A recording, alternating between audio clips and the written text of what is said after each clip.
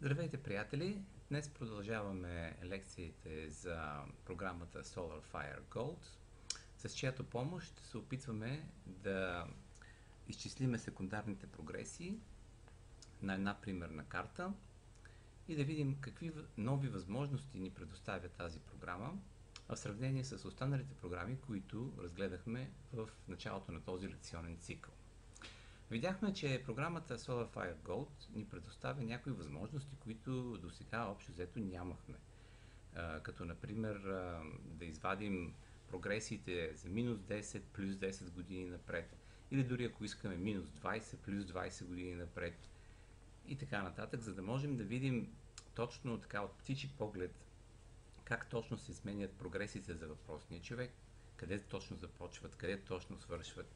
А също така и видяхме, че при натискане на съответния бутон, на двойно кликване на въпросната прогресия, ни се отваря допълнително прозорче, където вече съвсем точно ни се казва кога точно започнала прогресията, в колко часа, къде точно се е намирала прогресната позиция на въпросната планета, какъв е типът на аспекта, към коя точно планета се прави тази прогресия, къде точно се е намирала тази секундарна планета в момента на прогресията, в колко часа точно е достигнат, на коя дата е достигната пикова точка и на коя дата и в колко часа тази въпросна прогресия е приключила. Тоест цялата тази информация, без ние да правим абсолютно никакви изчисления, ни е поднесена на готово.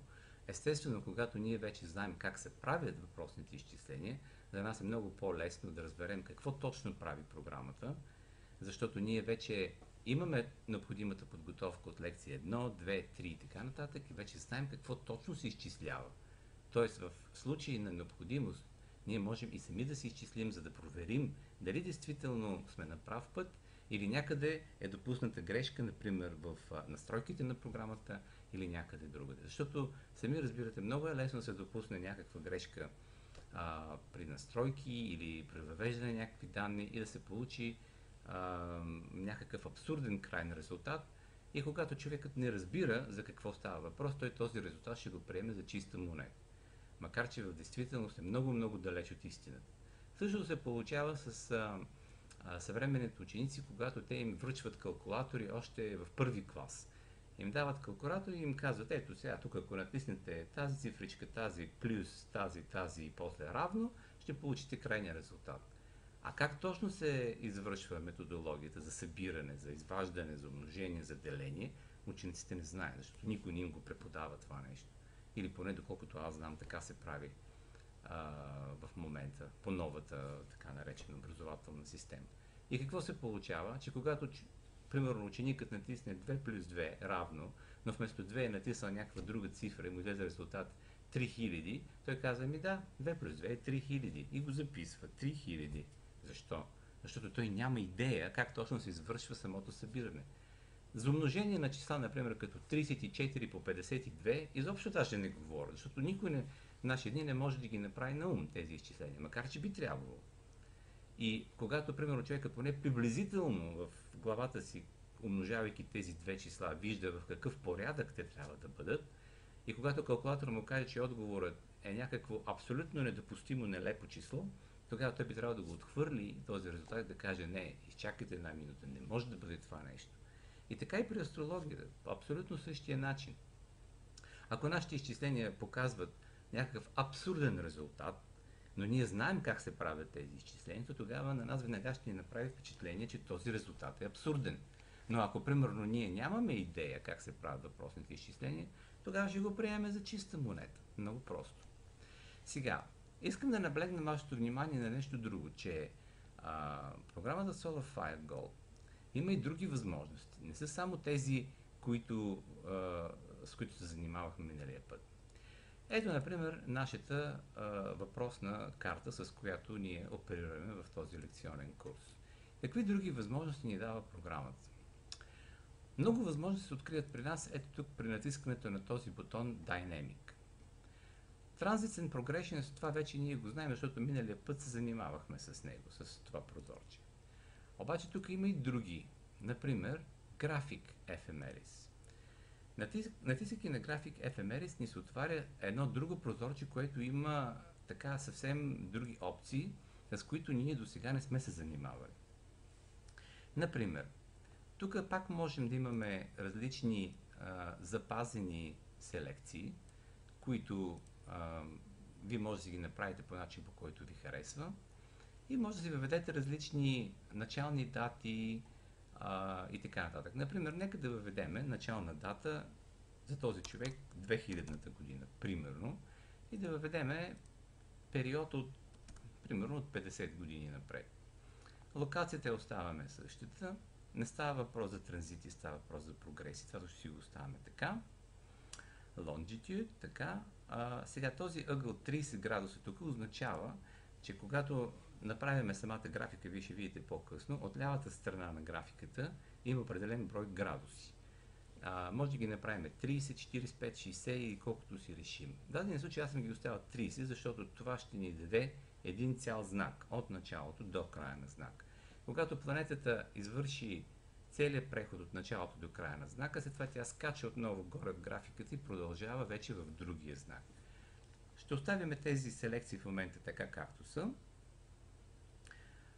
И тук тикваме Radix Positions, Radix Aspects and Sun Labels, т.е. натални позиции, натални аспекти и обозначенията за знаците, там всичко това ще влезе. И дали искаме да има грид, т.е. дали искаме да има очертания на градусите и така нататък. Това ще си го ставим както си е така. Сега, за кои планети става въпрос?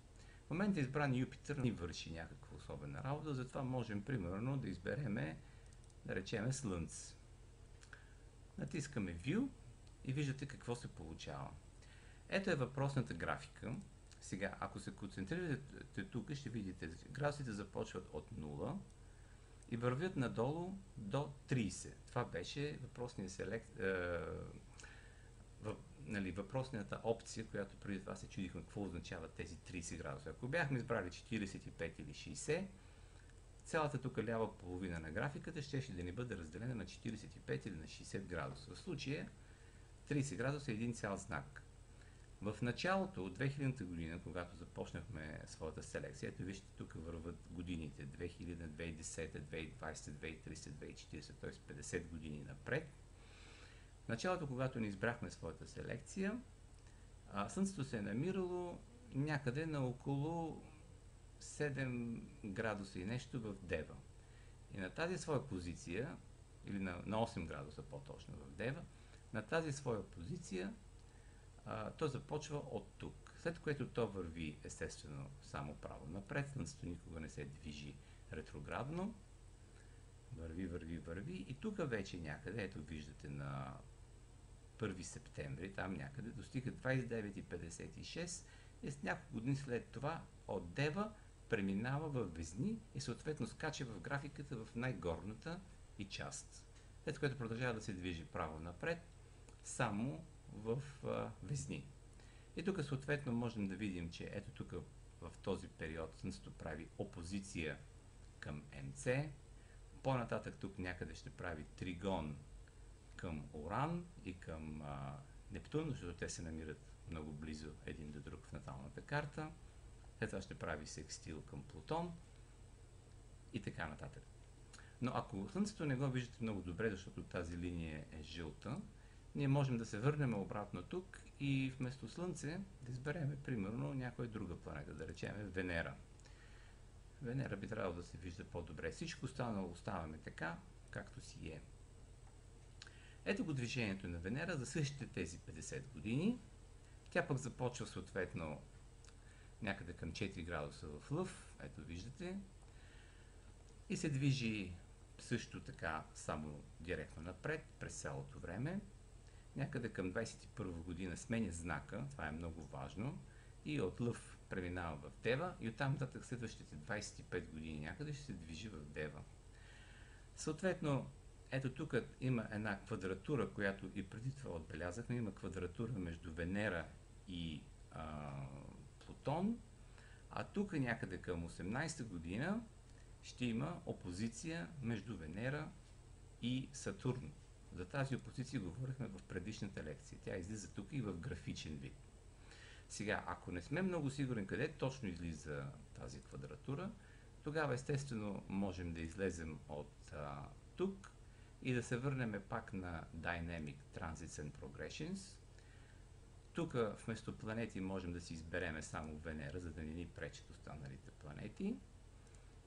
И съответно получаваме всичките прогресии само за Венера за определен период от време.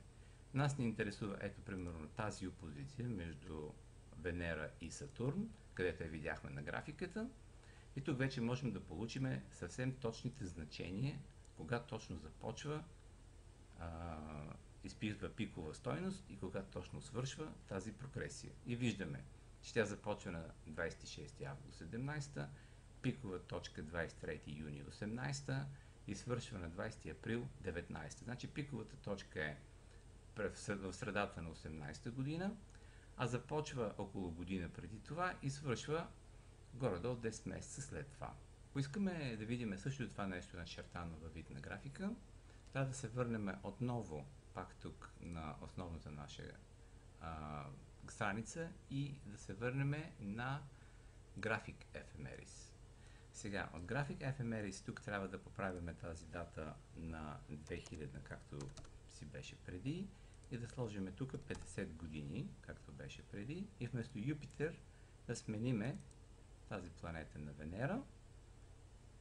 И сега вече получаваме също това нещо във вид на графика. Ето е тази опозиция, за която ставаше въпрос преди. Виждате опозицията тук. Пикова стойност се извършва точно към средата на юли 2018 година. Тя започва малко преди това и свършва малко след това във връзка с допустимия орбис, който е разрешен за тази прогресия. След това тук ще имаме някакъв съвпад. Ето той е даден с синя линия тук отдолу. Съвпадът ще бъде с Меркурий. Можем да видим, че е с тази планета. След това тук някъде към 21 година Венера ще излезе от Лъв и ще влезе в Дева, след което ще продължи да се движи в Дева през всичките тези години. Ето тук ще има съвпад с Слънце натално, после ще има секстил с асцендента и така нататък. Тоест виждате, че тази програма, освен че ни дава възможност да извлечеме секундарните прогресии във вид на таблички с цифри, тя също така ни позволява да извлечеме секундарните прогресии и във вид на графики. Тези графики са много полезни, особено когато говорим за дълги периоди от време и особено когато говорим за карти на етноси, например като на българския етнос, защото там, вече проследявайки движението на прогресните планети, такива бавно движещи се планети, като Юпитер и като Сатурн, можем да видим големите цикли, които управляват, примерно, една нация, една държава, един етнос. Но те са също така полезни и за отделните личности, както виждате в дадения случай, може да начертаем, примерно да речем графиката на Венера, на Слънцето, по същия начин може да начертаем графиката на Меркурий и така нататък. Ако начертаем повече от 3-4 планети, става една гъчканица от графики от планети и човек може да се обърка. Затова обикновено аз предпочитам да ги държа така отделно т.е. само една планета на графика, за да може горе-долу да не се обърква човек и да добива ясна представа какво се случва с въпросната планета. Програмата SolarFire има и други възможности, не само тези, които споменахме тук. И ние едва ли ще можем да говорим за абсолютно всички възможности, които има програмата SolarFire, но все пак нека да споменем някои от тях. Казахме, че когато натиснем бутона Transit и след това натиснем Progressions, ни излиза ето един такъв прозорец, в който имаме изчислени всичките прогресии, в дадения случай подредени по планети, Слънце, Меркурий, Венера и така нататък, които са съответно много удобно представени в тази форма, но понякога може да ни се иска да ги представим и в друга форма, например, къде точно започва определената прогресия, къде точно свършва във вид на графично изображение като таблица, а не в графично изображение, подобно на това, което разгледахме преди малко. За тази цел програмата има тук още една опция, която се нарича Time Map, или с други думи времева карта, може би, ако може да я преведем. Когато вече сме изработили всичките тези прогресии и искаме да направим тяхната времева карта, натискаме това бутонче и съответно ни излиза, виждате, една такава времева карта. Т.е. в лявата страна имаме, примерно, ето започваме с Слънцето, в дадения случай прогресно Слънце навсякъде. Какви аспекти прави към коя планета? Например, прави аспекти към натален Юпитер, секстил към прогресен асцендент, полусекстил към прогресен Юпитер и така нататък. И тук с жълт цвят, не знам дали се вижда много добре на графиката, е дадено началото на всеки аспект, средата, т.е. пиковата точка и края на всеки аспект. Това е за Слънцето. След това вървим надолу и абсолютно същото нещо го има и за Меркурий. Всичките аспекти на Меркурий за за предишните 10 години и за бъдещите 10 години, защото така си избрахме още от самото начало, когато направихме въпросните прогресии. Ето тук, например, много ясно се вижда за Венера. Ето е въпросната квадратура Венера-Плутон, за която говорихме. Започва на 8 януари 15 година, става съвсем точна. Сега тук може и да не се вижда много добре. Какво може да направите вие? Може да си разпечатате това цялото нещо, може да си го разпечатате на лист хартия и да си го имате. И тогава физически имате всичките тези прогресии. В дадения случай, понеже аз имам инсталиран PDF принтер, тази цялата графика ще се принтира на моя PDF принтер, но във вашия случай тя ще се принтира на вашия обикновен принтер, какъвто имате инсталиран на вашия компютър. Не натискайте това бутонче, защото ще ви излезе всичко само в черно-бяло. Ако искате цветно, ето, това бутонче трябва да бъде активирано. Натискате Print, избирате някакво име, в даден случай аз избирам Saltfire Gold, ми се отпринтира във вид на PDF файл. Сега, тук вече става малко по-ясно да се чете, вече по-ясно могат да се видят планетите. Пак става въпрос абсолютно за същото, което имахме и преди. Да слезем долу на Венера.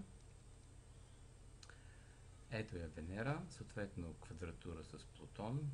Сега вече виждаме по-ясно, че става въпрос за 14 август начало, 15 май точно и 16 март. Не, става въпрос за август месец 14 година, май месец 15 година и март месец 16 година. Влиза точно, излиза. Вълна, казахме начало, кулминация, край. Начало, кулминация, край. То всичко тук ни е дадено така съвсем напълно пригледно. И ето е въпросната опозиция между Венера и Сатурн, за която стана дума преди. Отново, начало май 16, пикова точка февруари 17, излиза прогресията от орбис от 1 градус през декември 17 година. Сега, това е прогресията, прогресна Венера, опозиция, прогресен Сатурн с тези дати, а под нея веднага виждаме прогресията, прогресна Венера, опозиция, натален Сатурн. Тоест разликата между прогресен и натален Сатурн, има там някаква разлика в градусите, защото Сатурн също е мръднал малко напред за тези 23 години и съответно виждате как тази прогресия е малко по-изместена във времето от тази. Тази настъпва по-рано от тази, защото прогресният Сатурн се движи назад. Той е ретрограден. И след като прогресният Сатурн се движи назад, понеже е ретрограден, съответно се получава така, че прогресията между прогресна Венера и прогресен Сатурн ще се случи по-рано, тъй като прогресния Сатурн е на по-предишна позиция, отколкото тази прогресия, която ще се случи по-късно, тъй като наталният Сатурн е на малко по-голям градус от прогресния. Иначе продължителността на двете прогресии горе-долу би трябвало да бъде по време една и съща. И така по същия начин надолу може да продължите с всички останали прогресии, като тук са включени прогресии и към МЦ, включени са прогресии и към асцендент. Също така с жълт цвят виждате и прогресиите, които са с минорните аспекти, т.е. не само мажорните, а минорните. И така, всичко ви е дадено на няколко страници. И от тук нататък остава само въпросът как да се интерпретира всяка една от тези прогресии, което естествено, казахме си, е фактически изкуството в астрологията, как да се интерпретират аспектите. Един възможен начин това е чрез книгата Въведение в западната астрология, която е безплатно качена на моята страница в интернет. А също така на тази страница вече са качени и интерпретациите на не само на всички планети по знаци, но също така и интерпретациите на всички планети по домове, а в много скоро време ще бъдат качени също така и всички планетарни аспекти. И фактически ще можете и оттам да си ги извадите с тази разлика, че там са дадени наталните интерпретации, докато тук става въпрос за прогресни интерпретации. Но ако, примерно, да речеме, вие погледнете